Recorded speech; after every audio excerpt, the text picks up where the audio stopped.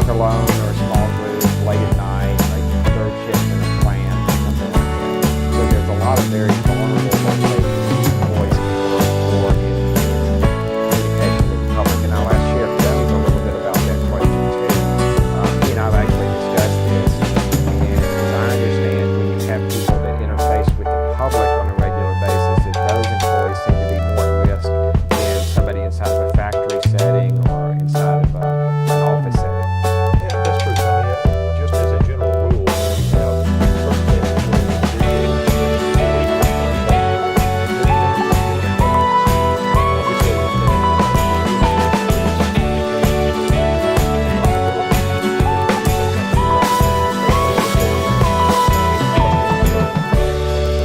as you previously mentioned, a convenience store operator or something where they meet and greet the public, where they're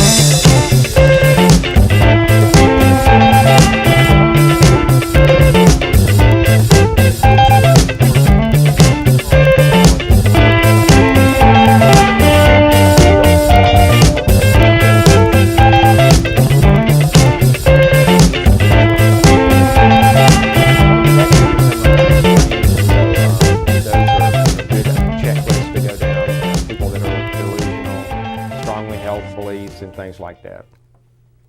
Pay attention to the warning signs, isolated employees, repeated or history of making threats, fascination with weapons or related violence areas, recent and acute personal problems, financial, legal relationships that have kind of fallen apart, and then known history of psychological problems. So those are just some of the more common tips that we see.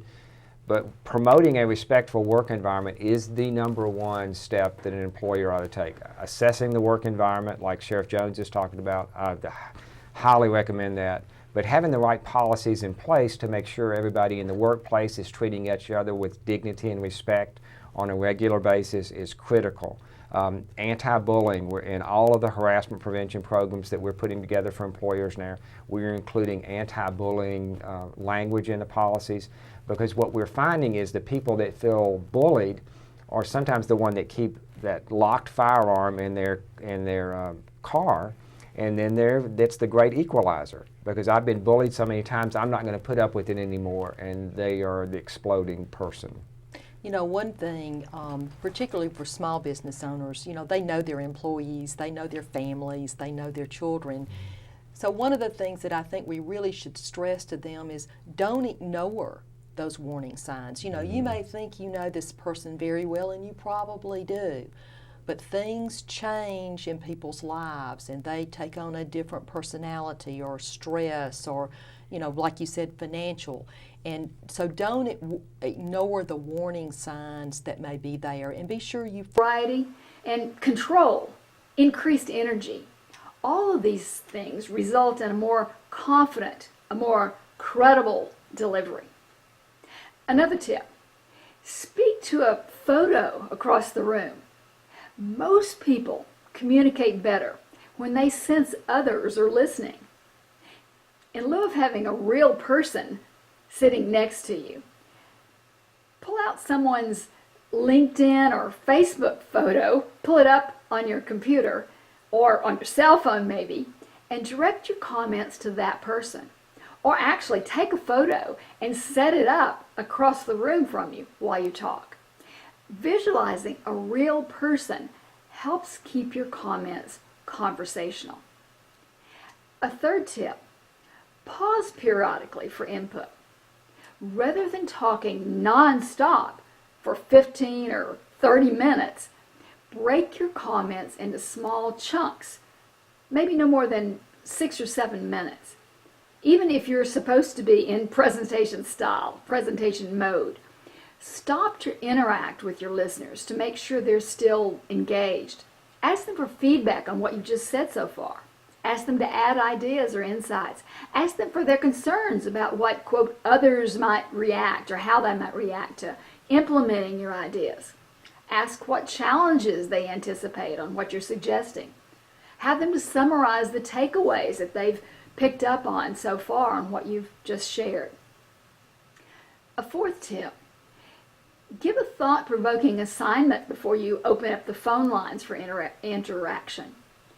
You might say something like, let me stop here to get some reaction and see what questions you have.